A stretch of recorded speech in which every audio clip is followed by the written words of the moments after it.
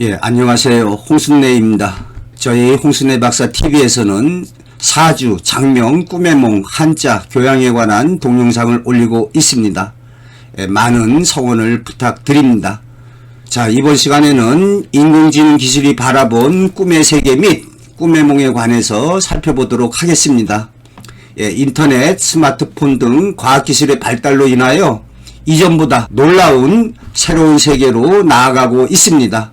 요즘 화제가 되고 있는 오픈 AI 회사의 인공지능 챗 GPT는 정말로 놀라울 정도입니다.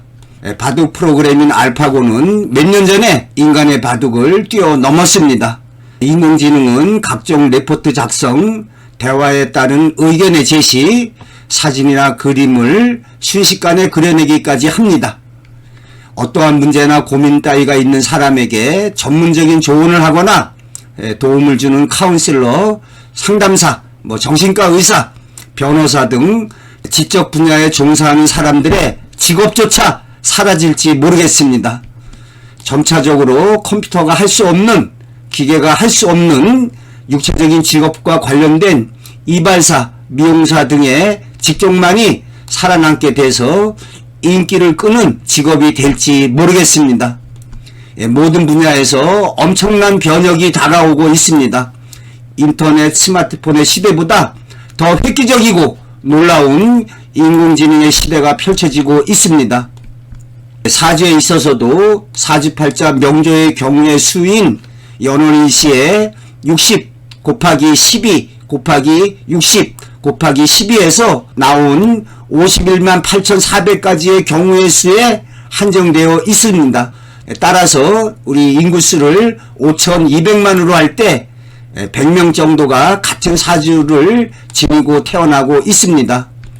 물론 이 사람들의 사주팔자가 모두 같은 직업이나 여건에 처한 운명의 길을 걷는 것은 아니라 하겠습니다.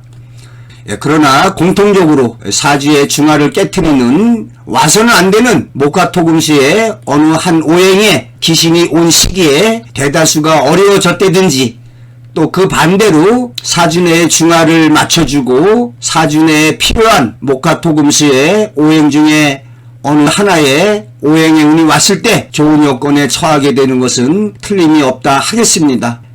또한 연애나 애정운, 직업운에 있어서 유사하게 전개될 수가 있겠습니다. 또한 질병 등에 있어서도 목화토금수의 어느 약한 오행에 문제가 생기는 등 유사하게 일어날 수가 있습니다. 따라서 남녀나 연령 및 처한 상황까지 변수를 고려하여 완벽한 데이터를 입력한다면 그래봤자 51만 8천 가지로 정형화되어 있습니다.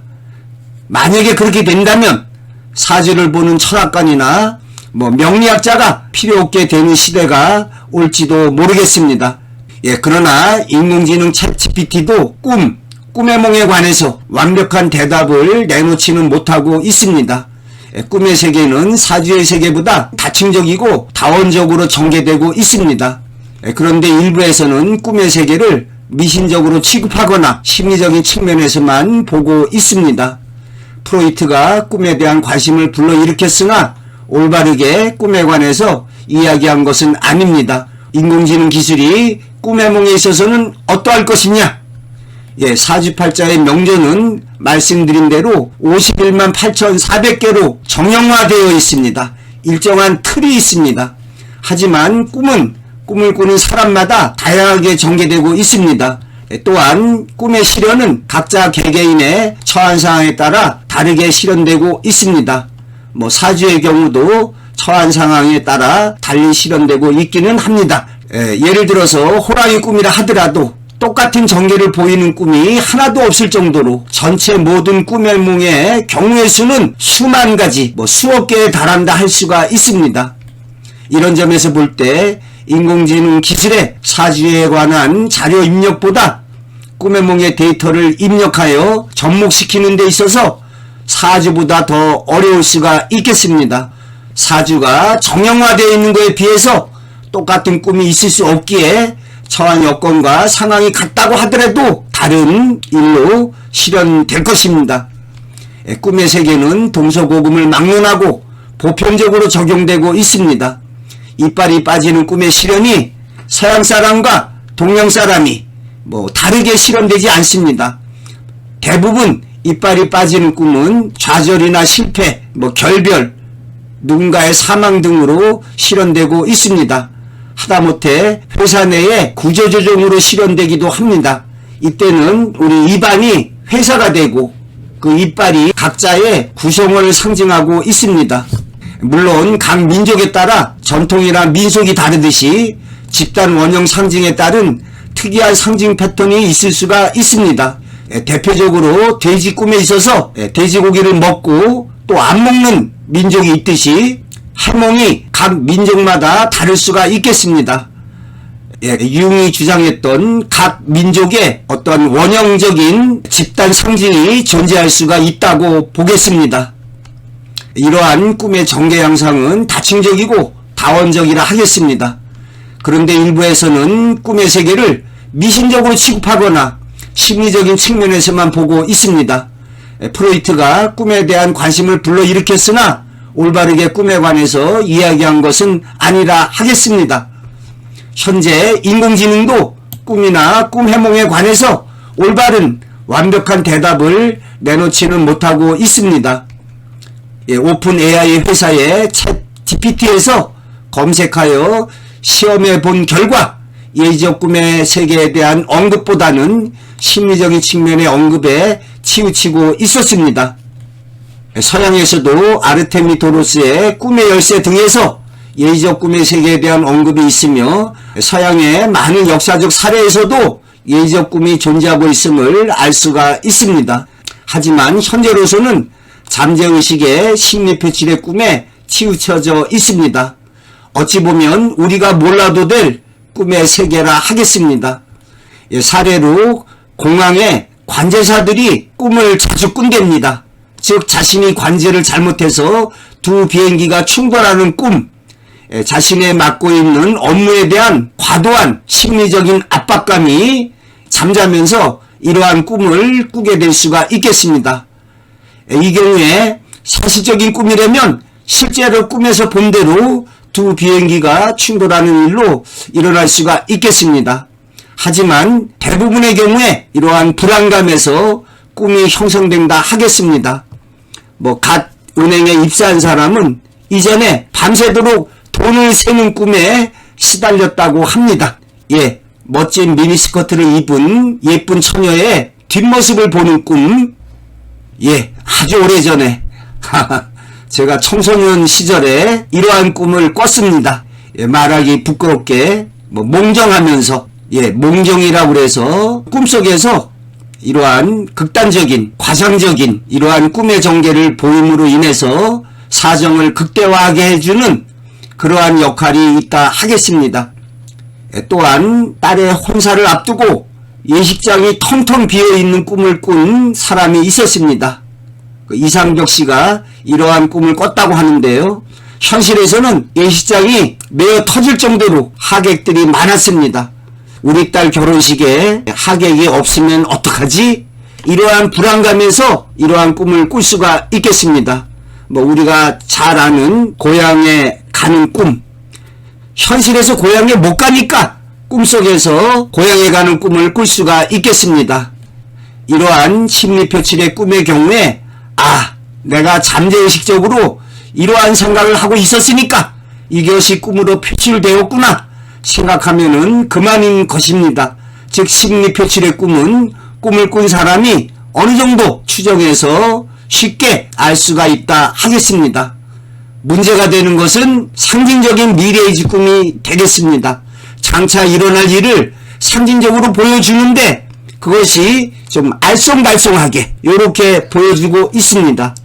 그래서 우리 인간으로 하여금 내가 꾼 꿈의 의미가 무엇이지? 이렇게 자꾸 생각하게 하는 또 강렬한 인상을 심어주게 하는 이러한 꿈의 전개를 보여주고 있습니다.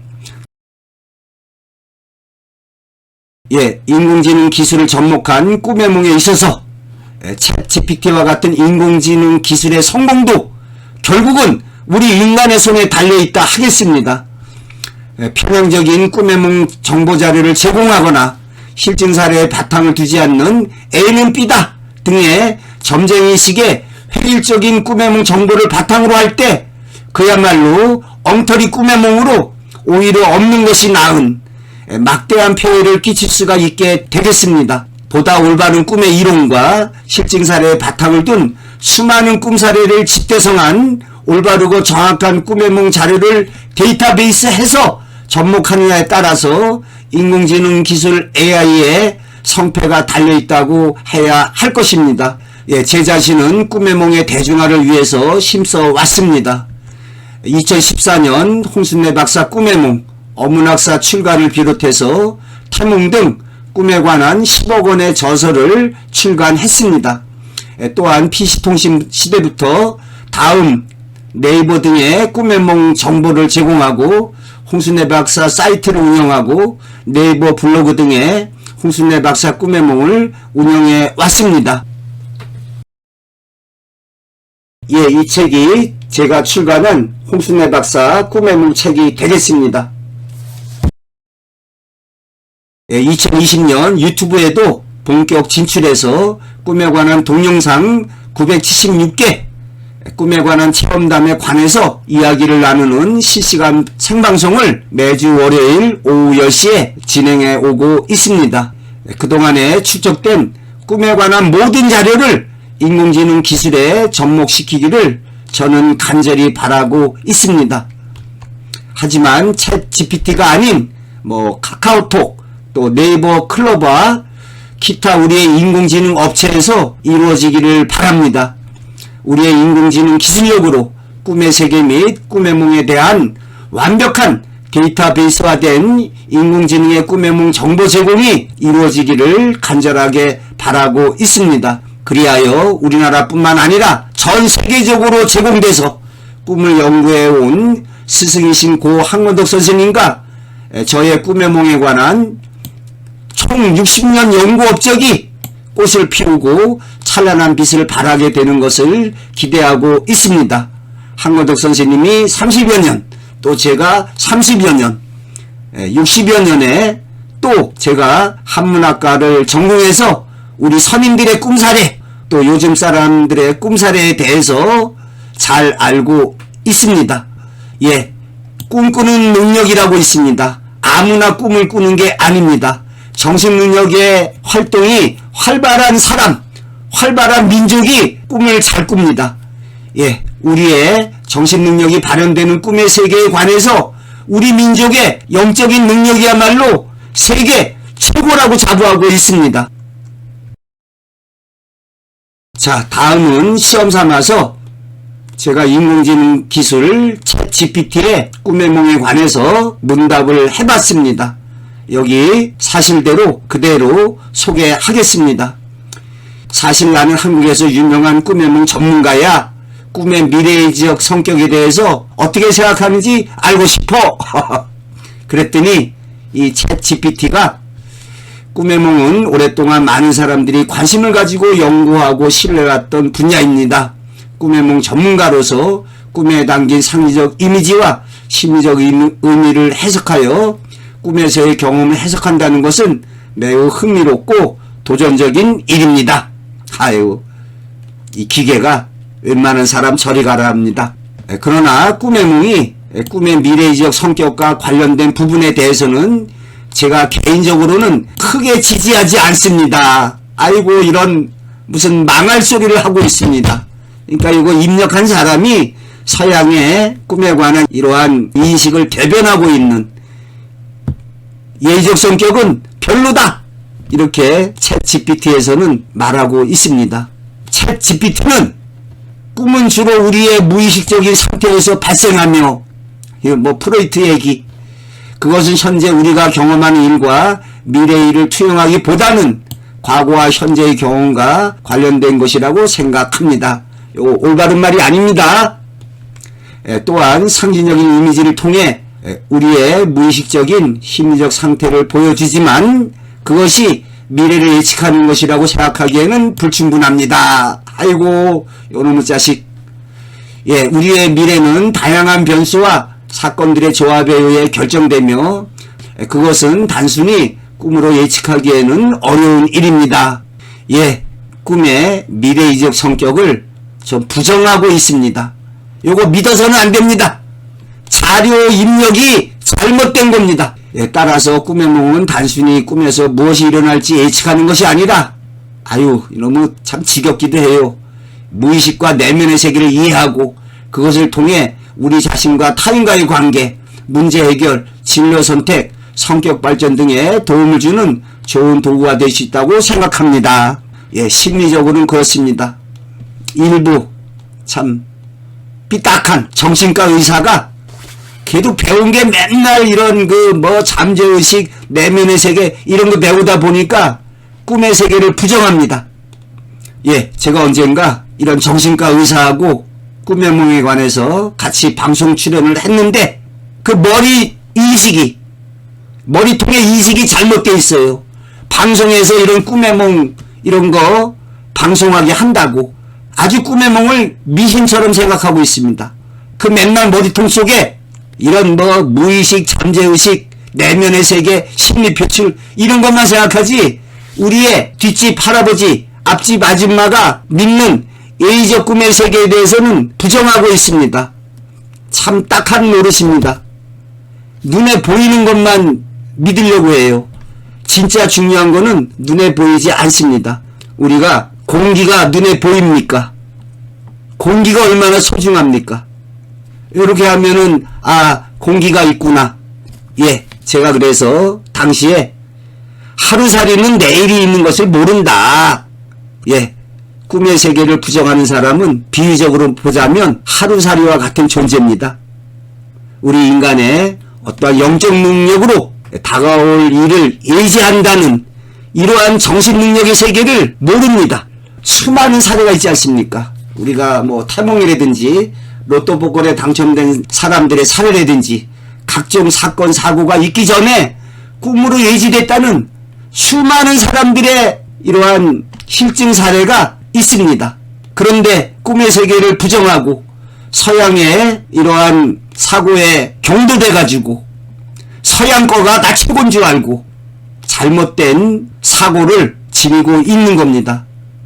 서양의 발달된 과학기술만이 뛰어난 거지 정신능력의 세계에 있어서 우리 동양적인 것이 몇 배, 몇천 배 더 뛰어날 수가 있습니다. 대표적인 게 사주나 꿈의 몽의 세계에 있어서는 서양 애들이 아무리 해도 우리보다 훨씬 뒤떨어진다 하겠습니다. 구한말에 우리 선임들이 그래서 동도서기를 주장했습니다.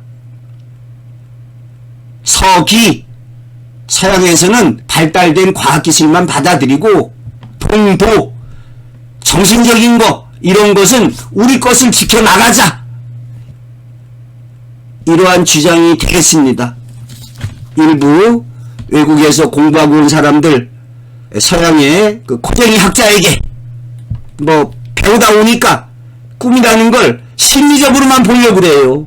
심리적인 거는 우리가 그래서 꿈을 꿨구나 이렇게 알면 그만인 거예요. 우리가 꾸는 꿈의 90% 이상이 장차 일어날 일을 알쏭달쏭한 상징적인 기법으로 보여주는 상징적인 미래의 꿈의 특징이라 하겠습니다. 또 제가 말씀드렸지만 꿈에 대해서 잘 모르는 분들이 안 좋은 꿈을 꿨을 때 3일간을 조심해라. 그 3일 지나면은 안 좋은 일이 안 일어납니까? 중대한 일일수록 꿈의 예지기간이 깁니다. 안 좋은 예로 자식의 죽음을 예지하는 꿈을 꾸고 2, 3일 내로 자식이 죽는 일이 일어나지 않습니다. 적어도 한 달 이상 지나간 후에 충분하게 마음에 어떤 준비를 하게 해준 이후에 그러한 사건, 사고가 터지고 벌어지고 있습니다. 예, 다시 챗GPT의 답변을 보겠습니다. 저는 꿈이 미래를 예지하는 것보다는 주로 우리의 무의식과 내면의 세계를 드러내는 것으로 보는 입장입니다. 요거 믿지 마시기 바랍니다. 제가 이런 소리만 들으면 아주 열받습니다. 그러나 예의적 꿈의 세계를 믿는 분들도 많이 계시며 이에 대한 존중이 필요합니다. 이놈이 병주고 약주입니다. 꿈은 개인적이고 복잡한 내면의 세계를 투영하는 것이며 이를 해석하는 것은 매우 주관적인 일입니다. 따라서 꿈의 해석은 사람에 따라서 매우 다양할 수 있습니다. 예를 들어 한 사람에게는 길게 늘어진 물고기는 부자의 상징일 수 있지만 다른 사람에게는 길게 늘어진 것 자체가 불안감을 불러일으킬 수 있습니다. 예, 보통 꿈에서 물고기가 재물의 상징으로 될 수가 있습니다. 물고기가 이렇게 사고 팔 수가 있고 재물의 상징이 똥, 오줌뿐만이 아니라 쌀, 연탄, 소금 수두룩합니다. 맑은 물도 재물의 상징이 될 수가 있고 모든 것, 우리 인간에게 유용한 모든 것이 다 재물의 상징이 될 수가 있습니다. 사주에서도 재성이라고 그래서 내가 지배하는 오행이 재물을 뜻하고 여자를 뜻하기도 하지만 사주에 재성이 없다고 그래서 그 사람이 꼭 돈이 없거나 재물이 없는 팔자는 아닙니다. 인성이라고 그래서 문서가 있으면 집이 있고 아파트가 있게 되는 것이고 또 식상이 발달되어 있으면 내가 이렇게 활동하는데 돈을 안 벌게 될 수가 없습니다. 또한 사주 내에 금이 있는 사람, 금이라는 게 쇠가 되지만 사주 내에 금이 있으면 말 그대로 금이 있는데 왜 재물이 없겠습니까? 또 목이 사주에 있는 사람도 나무도 재물의 상징이 될 수가 있겠습니다. 예, 제가 요즘에 매주 월요일 실시간 생방송에서도 꼭 꿈에 관한 언급만 하는 것이 아니라 꿈 얘기하다가 이렇게 좀 사주를 섞습니다. 또한 꿈에서 예지적인 요소가 나타나더라도 그것이 정말로 미래를 예측하는 것인지는 매우 의심스럽습니다. 아이고, 요놈은 아주 철저하게 미래 예지적인 걸 부정하고 있습니다. 꿈은 개인의 내면적인 상태와 감정, 경험 등이 모두 뒤섞여서 만들어지는 것으로 그 안에서 어떤 예지적인 상징이 나타나더라도 그것이 미래를 예측하는 것이라고 단정 지을 수는 없습니다. 여기 챗 GPT에 저의 방대한 예의적 꿈에 관한 자료를 입력해야 좀 제대로 된 꿈해몽에 관한 답변을 할 것 같습니다. 따라서 꿈해몽이나 예의적 꿈의 세계에 대한 접근은 개인의 신념이나 경험에 따라 다르게 받아들여질 수 있습니다.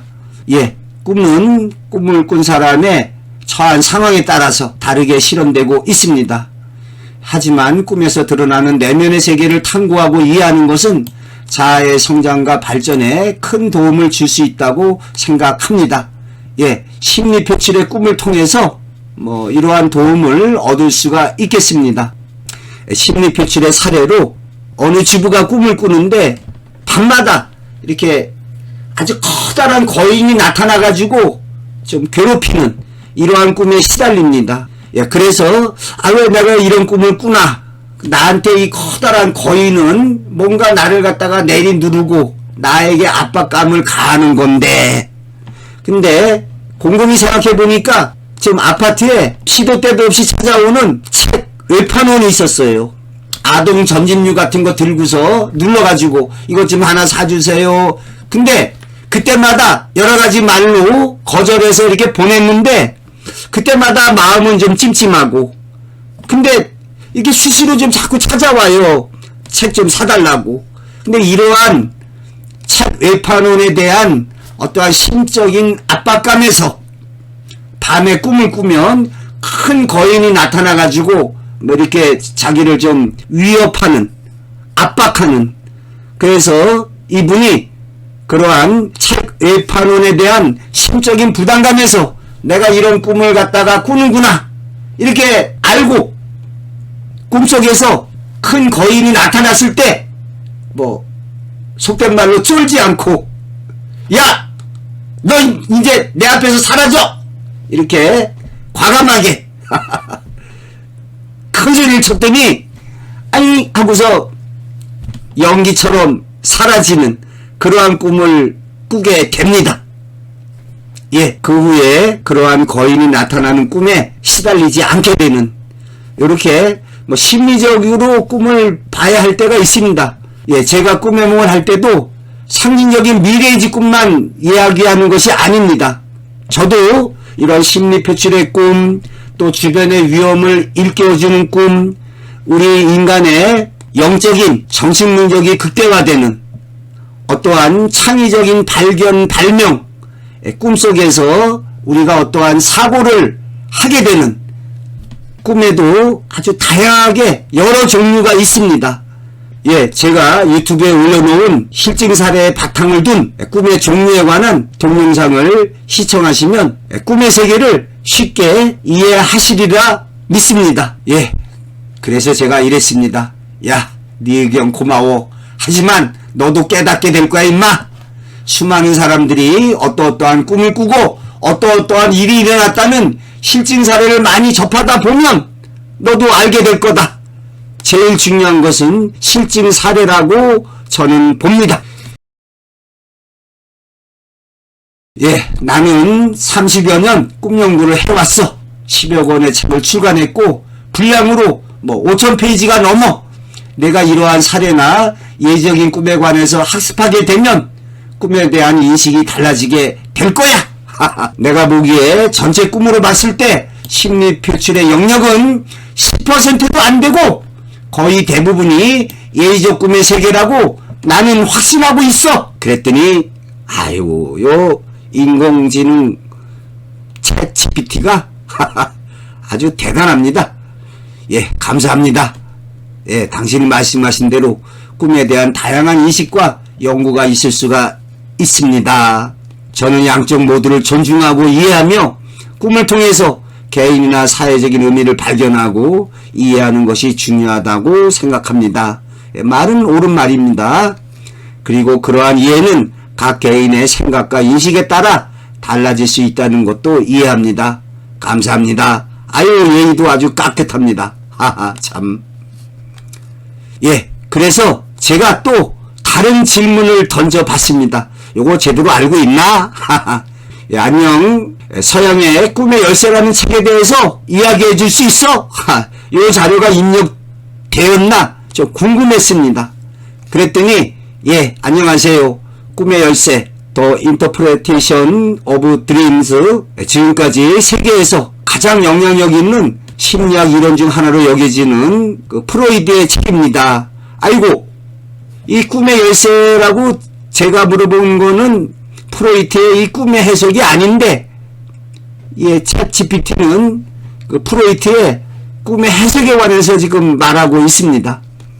이 책은 1899년에 처음 출판됐고 꿈에 대한 이론을 소개하는 것을 목적으로 합니다. 예, 프로이트는 꿈의 의식과 무의식의 충돌로 발생하는 것을 보며 이 충돌은 일상적인 경험에서부터 비롯됩니다. 그래서 프로이트는 무의식에 저장된 경험과 욕구가 꿈을 통해 해소한다고 한다는 입장을 취했습니다. 프로이트는 꿈은 소망의 표현이다. 이런 말을 합니다. 이 책에서 프로이트는 꿈을 해석하는 방법을 설명하며 특정한 상징들이 특정한 의미를 지닐 수 있다고 주장합니다. 예, 이렇게 프로이트가 꿈에 관한 이러한 연구에 관심을 갖게 하는 이러한 역할을 했다는 것에 대해서 부정하지 않습니다.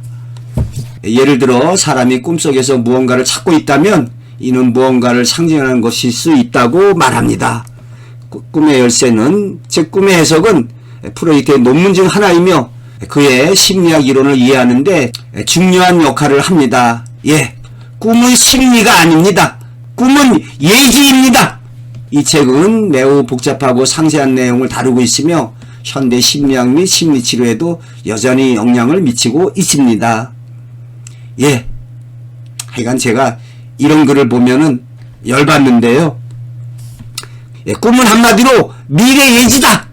이렇게 저는 주장합니다. 예, 챗 GPT가 제대로 답변을 못해서 요번에는 그 저자명을 갖다가 집어넣어서 아르테미 도로스가 지은 꿈의 열쇠라는 책이 있어. 이 책에 대해서 내가 알고 있는 것을 좀 설명해 줘봐. 알까 모를까. 그랬더니 어휴, 자료가 입력되어 있어요. 안녕하세요. 꿈의 열쇠라는 책은 고대 그리스의 아르테미 도로스가 지은 책으로 꿈 해석에 관한 내용을 다루고 있습니다. 어우, 제대로 알고 있습니다. 아르테미도로스는 로마 시대 작가고 그의 책의 꿈의 열쇠는 다양한 꿈 상황에 대한 해설과 꿈에서 나타나는 상징들의 의미를 제시합니다. 그는 꿈에서 나타난 사물, 동물, 인물, 행동 등을 상세하게 기록하고 그 의미를 분석합니다. 예를 들어 꿈에서 강을 건너는 것은 새로운 시작을 의미한다고 합니다. 일리 있습니다. 또 꿈에서 나타나는 동물의 종류에 따라서도 그 의미가 달라진다고 합니다. 개는 충실과 성실함을 상징하고 고양이는 은둔하거나 비밀을 지키는 것을 나타냅니다. 동물의 속성과 관련이 있습니다. 꿈의 열쇠는 이후에도 많은 사람에게 영감을 주었으며 현재도 여전히 인기 있는 꿈 해석 책 중에 하나다. 그래도 좀 잘 알고 있습니다. 다만 이 책의 해석은 아주 개인적인 경험에 기반해 있기 때문에 모든 사람들에게 동일한 의미를 가지지는 않을 수 있습니다. 조금 예의적인 꿈의 세계를 좀 부정하는, 이런 꿈 꾸고 이런 일이 일어나는데 모든 사람에게 다 적용되는 건 아니야, 이 얘기를 하고 있습니다. 그래서 제가 고마워, 혹시 아르테미도로스가 지은 꿈의 열쇠책에 나오고 있는 사례인 코가 없어진 꿈에 관해서 알고 있어? 그랬더니 3번이나 유사한 꿈을 꾼 사람에게 그때마다 처한상에 따라 꿈의 실현이 달라졌어. 그랬더니 제가 알기로 아르테미도로스의 꿈의 열쇠 책에 코가 없어진 꿈에 대한 사례가 포함되어 있다. 꽤 유명한 꿈 중에 하나로 너의 코가 어디 있느냐? 라는 말로 유명하답니다. 이 꿈에서 주인공은 자신의 코가 사라진 것을 꿈꾸게 됩니다. 이후 3번에 걸쳐서 유사한 꿈을 꾸면서 그때마다 주인공은 다른 상황에서 자신의 코가 없어졌음을 발견하게 됩니다. 예를 들어 한 번은 쇼핑을 하면서 거울에서 자신의 코가 없는 것을 발견하고, 또 다른 한 번은 코가 없는 상태에서 다른 사람들과 대화하는 것을 꿈꾸게 됩니다. 챗GPT는 꿈꾼 것만 얘기하지 제가 궁금했던 건 꿈꾸고 어떻게 실현되었느냐, 요거에 대한 언급을 물었는데 그 얘기는 안 하고 있습니다.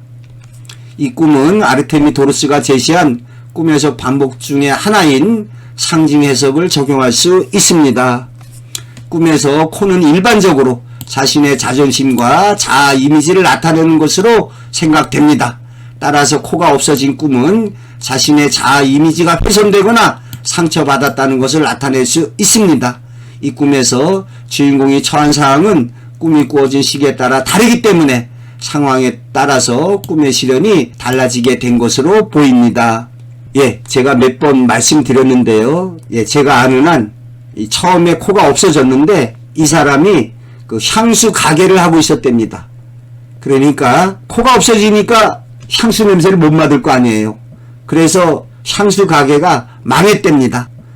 또 2번째 코가 없어졌답니다. 근데 이 코라는 것은 우리가 그 어떠한 존심, 자존심, 이러한 상징 의미를 지니고 있습니다. 그래서 클레오파트라 코가 조금만 더 높았더라면 우리가 콧대, 그 사람의 존심, 명예, 이런 것과 관련이 되지 않습니까? 우리 관용어로 약코 죽이다, 그게 원래 양코, 양놈의 코, 약코 죽이다, 콧대를 꺾다, 귀를 꺾다, 이런 의미가 된다 하겠습니다.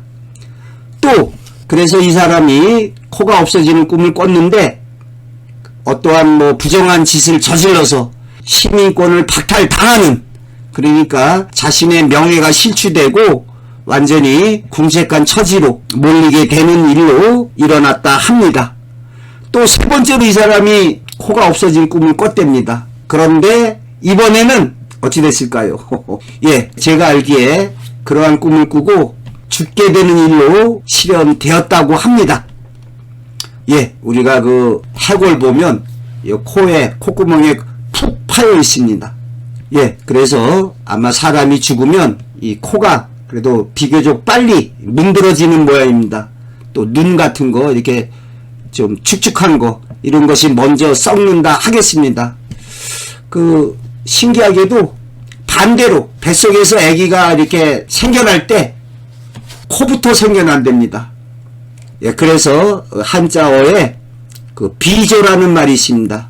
코비자를 써가지고 어떠한 시조, 첫 번째로 뭘 일으킨 사람 했을 때, 그래서 누구누구는 비조다. 예, 그 분야에서 맨 처음에 선두적인 맨 앞에서 개척해 나간 사람을 비조라는 말로 쓰고 있습니다. 예, 꿈의 몽에 관한 챗GPT의 답변을 살펴봤습니다. 예, 다음은 사주 명리학에 대해서 어떻게 생각해? 제가 한번 또 물어봤습니다. 그랬더니 사주 명리학은 한국 전통문화에 근간을 두고 있는 점성술로 각자의 출생 연도, 월, 일, 시간 등을 기반으로 그 사람의 성격, 운명, 특성, 운세 등을 예측하고 해석하는 방법이랍니다. 그러나 사주 명리학에 대해서는 과학적인 근거가 없습니다. 아이고, 요놈이 꿈명뿐만이 아니라 사주 명리학 알기를 아주 하찮게 보고 있습니다.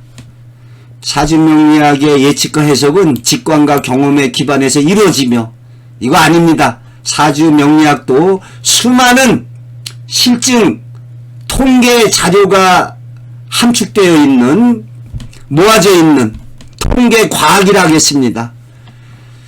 예, 같은 출생연도, 연일, 시간을 가진 사람이라 하더라도 그들의 삶과 인생에 대한 경험과 결과가 전부 다를 수 있습니다. 예, 크게 봐서는 좀 유사하게 전개됩니다. 우스갯소리로 어떤 왕이 나하고 똑같은 사주를 지닌 사람 찾아봐서 그 사람이 뭐 하는지 알아가지고 와! 그랬더니 똑같은 사주를 찾아서 알아봤더니 그 사람이 벌치기, 양봉을 갖다가 하고 있더랍니다. 그러니까 이 왕이 나는 수많은 백성을 거느리고 있지만 벌치기, 너도 수많은 벌들을 거느리고 있으니까 뭔가 좀 그래도 관련성이 좀 있다. 이렇게. 예. 또 다른 사람은 양어장의 주인이 될 수도 있겠습니다. 예. 여기 춘천에 제가 잘 놀러가는 그 철학관 원장이 사주가 금수가 용신이라 하겠습니다. 사주 내에 금과 수가 좀 좋게 작용하는. 예. 그래서 며칠 전에도 얘기했는데 인생끼리 관련이 있죠. 사주 보러 오는 사람이 그래도 이 연말에 겨울 요때 좀 많이 있습니다. 아무래도 여름철에는 사주 철학관이 조금 팔이 날립니다. 그러니까 자기한테 필요한 가을과 겨울 요때 좀 철학관이 1년 중에서 대목입니다. 신수 보러 오는 사람 많고. 그런데 그 철학관 원장이 말하기를 자기랑 똑같은 사주를 본 적이 있답니다. 그런데 그 사람이 뭐하냐? 직업을 물어봤더니 소금 장수를 하고 있더랍니다. 그러면서 소금이 바다의 미네랄, 소금이 딱딱하니까 금, 짭짤하니까 또 물, 예, 물은 맛으로 따지면 짠맛. 그러니까 소금이 금과 수가 응축된 덩어리라 할 수 있죠. 참 신기합니다. 예, 사주에서 자신한테 그 필요한 오행, 목과 토금수 중에서 그러한 쪽에 직업을 택하는 것이 좋다 하겠습니다. 예를 들어서 물이 용신인 사람은 수영 강사를 하거나 수영장을 운영하거나 이렇게 하는 것이 좋다 하겠습니다. 또 반대로 자신이 아주 차가운 사주라서 뜨거운 화의 오행이 필요한 사람은 특수 용접공 이렇게 불러다가 막 지지고 볶는 이러한 것을 직업으로 택했을 때 아주 더 즐겁고 또 평온한, 예, 자신의 용신에 해당하는 오행의 직업을 가졌을 때 좀 평온하고 좋은 여건에 처하게 된다 하겠습니다. 예, 챗 GPT의 사주에 관한 답변을 계속 살펴보겠습니다. 또한 사주 명리학은 종종 사람들이 불필요한 걱정이나 불안감을 불러일으킬 수 있습니다.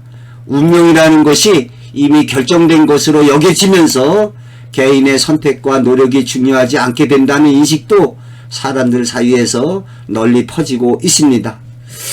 어찌 보면 이 서양과 동양은 좀 궁합이 안 맞아요. 참. 그래서 지금 챗 GPT의 답변도 사주 명리학을 갖다가 조금 이렇게 좀 부정시하고 좀 못마땅해 하는 것 같은, 운명이라는 게 이미 결정된 거로 되면은 이게 누가 노력할 거야? 이렇게 이러한 좀 운명적인 입장을 좀 부정하는. 근데 저한테 우리 인생길에서 운명의 작용력이 얼마 정도 돼? 이렇게 묻는다면은, 예, 제가 여기 유튜브에 젊은이가 하는 사주 관련 동영상을 보니까 개인의 노력이 60%고 운명은 30~40%도 안 돼. 운명 알기를 아주 그냥 아주 하찮게 보고 있습니다. 그래서 제가 속으로, 야, 너 엄마 조금 더 살아보려지. 네가 이제 30대 40대니까 네가 인생길을 살아야 얼마나 살았겠어. 그러니까 네가 보기에 보이지 않는 운명의 길은 이건 30~40%도 안 되고, 그 인간의 노력 이런 것이, 자유의지 이런 것이 중요하다는 거지. 예, 저도 우리 인간의 자유의지나 노력이 중요하다는 것은 알고 있습니다. 당연히 어떠한 안 좋은 상황이나 여건에서도 불굴의 의지와 열정으로 극복해 나갈 수가 있습니다. 그런데 그 개인의 노력과 의지가 전체적인 이러한 운명의 수레바퀴 안에서 몇 %가 될 것이냐. 예, 우리가 흔히 고돌이, 고시톱 칠 때 유명한 격언이 있습니다. 운칠기삼, 운이 70%고 재주가, 고돌이 치는 실력이 30%라는 얘기입니다. 이거는 우리 사람들이 이렇게 관용적으로 쓰는 말이라 하겠습니다. 고돌이계에서 낙장불입, 한번 잘못 바닥에 던진 화투패는 다시 불러들이지 못한다. 예, 낙장불입에다가 운칠기삼. 그러니까 아무리 고돌이 잘 치는 사람도 먹었다 그러는데 싸는데 어떻게 하겠습니까? 어떤 날은 내 손바닥에 남들이 싸놓은 거 2~3개가 다 내 손에 들어와 있어요. 자, 고돌이 칠 때 사람들은 이런 운명의 작용력이, 운의 작용력이 70%고 고돌이 치는 재주는 30이라고 얘기하고 있습니다. 예, 명심보감에서는 만사 분의정, 부생 공자망, 예, 만사, 이 모든 것은 이미 다 정해져 있는데 뜬구름 같은 우리 인생, 우리 인간이 부질없이 헛되이 자망, 스스로 바쁘기만 하구나. 그래서 이 명심보감에 나와 있는 글귀로 보자면 운명의 힘이 99%, 거의 100%다. 우리 인간이 아무리 날고 뛰어봤자 지레놓고 보면은 다 그 운명의 수레바퀴 안에서 놀았던 거다. 예, 제가 꿈의夢을 연구하다 보니까 우리가 꾸는 태몽, 제가 몇 번 말씀드렸습니다. 태몽을 꿨는데 건너방에 사슴이 장지문이 쓱 가려가지고 보이지 않게 된 그러한 태몽을 꾸고 아들을 낳는데 18살 될 때 6.25 동란이 터져가지고 행방불명이 됩니다. 그래서 죽은 줄 알았는데 50여 년 지나서 김대중 노무현 대통령 때 북한하고 좀 쎄쎄쎄 좀 관계가 좋았을 때 남북 이산가족 상봉 행사에 북쪽에서 남쪽의 부모를 찾는다고 나왔습니다. 그래서 며칠 만나고 또 기약 없는 결별을 또한, 참 태몽에 건너방에 사슴이 장지문이 가려서 보이지 않았는데 그러한 태몽으로 태어난 아이를 18살까지 같이 지내다가 전쟁으로 인해서 50년간 떨어져 지내게 되는, 참 이 수많은 태몽이나 예의적 꿈의 세계를 보면 우리 인간이 이러한 어떤 거대한 운명의 수레바퀴 안에서 어떻게 할 수가 없는 그러한 걸 갖다가 많이 느끼게 됩니다. 자, 그러면 제가 생각하는 보이지 않는 인생길에서 운명의 작용력이 얼마나 될까요? 예, 제가 여기 춘천의 한림대학교 커뮤니티 교육원, 평생교육원에서 행복한 동양학 사주 명리와 꿈의 몽 강의를 하고 있습니다.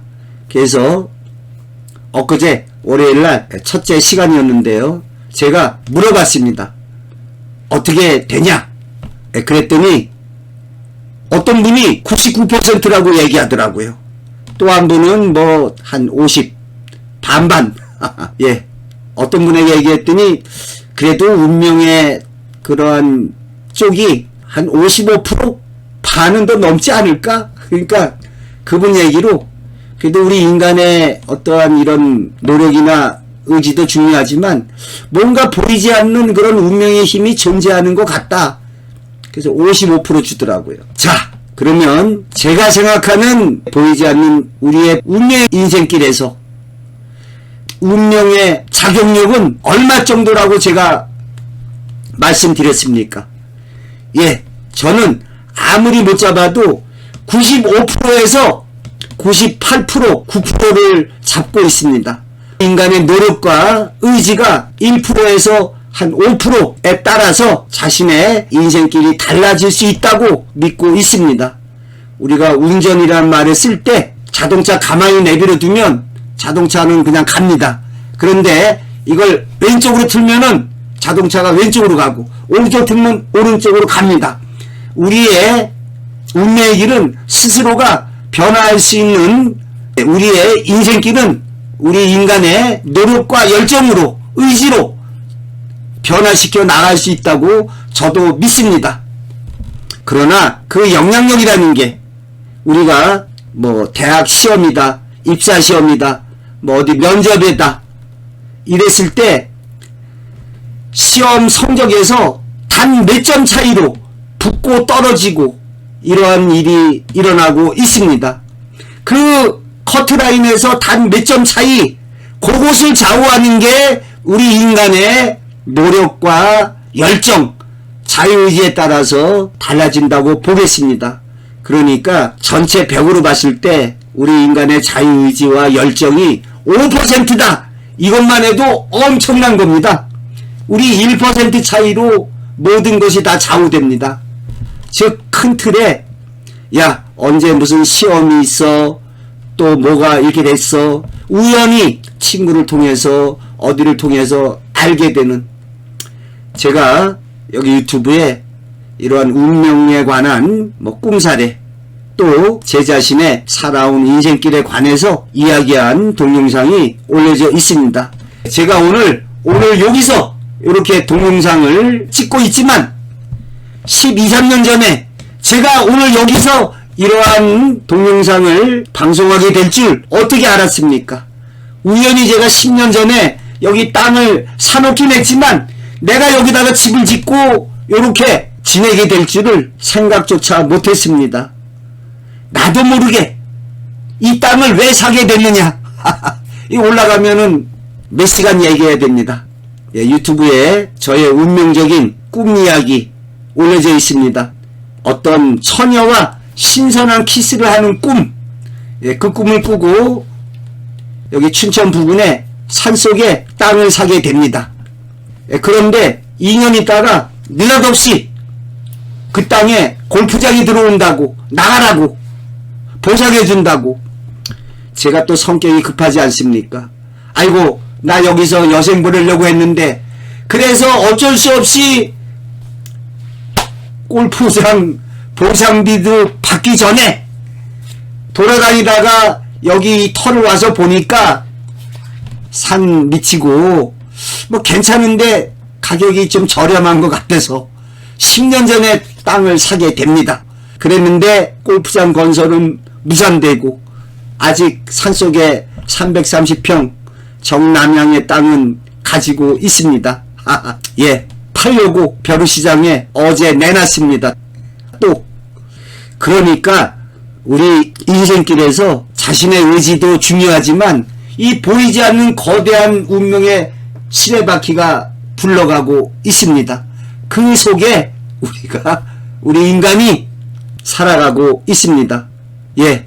그런데 뭐 오래전에 전기는 들어와 있었지만 여기 의암리 마을로 상수도가 들어오게 되면서 여건이 많이 좋아져서 또 무술년에 저의 사주상으로 뜨거운 기운이 들어온 해에 주식에서 수익이 좀 나서 여기에 단독주택을 신축하게 되는 계기가 되는, 어떻게 보면은 우리 인간이 아무리 해도 꼼짝 마라 마, 너는 이러한 거대한 운명의 틀 안에서 지내야 돼.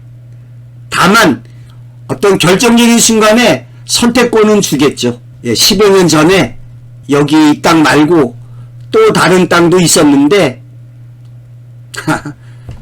제가 늘 얘기하는 저기 저 어머님의 보살핌이 있으셨겠죠. 돌아가신 어머님의 음덕으로, 야 저기 땅은 사지 말고 요 땅을 사. 제가 요 땅에 마음이 끌렸지 저기 저 또 다른 땅에는 마음이 끌리지 않았거든요. 근데 어찌 보면은 그러한 선택도 크게 보면은 운명 속에 또 들어간다고 보겠습니다. 각설하고요. 이 챗 GPT가 마음에 들었다 또 안 들었다 합니다. 뭐 자료 입력이 그렇게 돼 있으니까 여기 챗 GPT는 그러한 답변밖에는 못하는 거죠. 자, 그래도 살펴보면 사주 명리학은 개인적인 흥미나 믿음에 따라 참고할 수는 있지만 그에 따라 행동하거나 결정하는 것은 권장되지 않습니다. 대신 과학적인 근거와 현실적인 판단에 기반한 삶을 추구하는 것이 더욱 현명한 선택이 될 것입니다. 예, 이 챗GPT의 사주에 관한 입력 데이터도 좀 손봐야 됩니다. 아이고, 이 참 제가 공부해 보니까 꿈의 세계보다 사주의 세계가 더 몇백 배 넓고 깊습니다. 그리고 이 사주야말로 학문 중에 학문이다. 대학교에 모든 교양 과목 다 없애고 사주 명리학 하나만 하면 된다. 뭐 MBTI 검사, 심리적성 검사 다 필요 없다. 그 사람의 사주만 분석하면 그 사람됨이 나아가서 그 운명의 길이 보인다. 이 얼마나 놀라운 학문이겠습니까? 사주는 바로 우리 인간사, 인간생활, 인간의 삶과 관련을 맺고 있습니다. 인간이 한 발 앞으로 나아가면 자연이 있습니다. 자연의 봄, 여름, 가을, 겨울의 변화, 자연에서 하나 더 나아가면 우주가 있습니다.